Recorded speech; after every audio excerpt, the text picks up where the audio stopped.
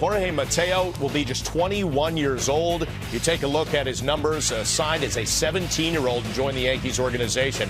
And there is, as we mentioned, a ton of depth at the shortstop position for the Yankees. Didi at the major league level, just 26 years old.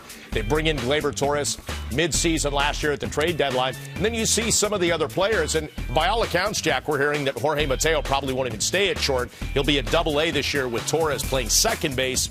But they've also kicked around to moving him around in the outfield. Right, and why not? Get some flexibility, get some versatility. There are certain players who get to the major league level. Think about a Brock Holt. This guy started out in the minor leagues. He was a shortstop. Now he plays all over for the Red Sox. But Mateo is a guy who needs to rebuild his value. If you ask the Yankees when they talk about what he did last year, he had an ordinary season. He didn't have a standout season. The year before that was solid with all those stolen bases. Then we saw him in spring training. This kid was running everywhere. He was one of the more exciting players. He needs to build back his value. He and Torres, they should be an interesting combo at Trenton. You know, when I look at that graphic with all the depth at shortstop, and obviously a great position for the Yankees to be in, but I think of Didi Gregorius and what he did last year, establishing himself as an everyday power-hitting shortstop, making all the plays and some spectacular ones. He's under control for a long time with the New York Yankees, and I'm sure he's hearing all these names, and you understand it's part of the business, but if you could play shortstop at the major leagues in New York and prove yourself,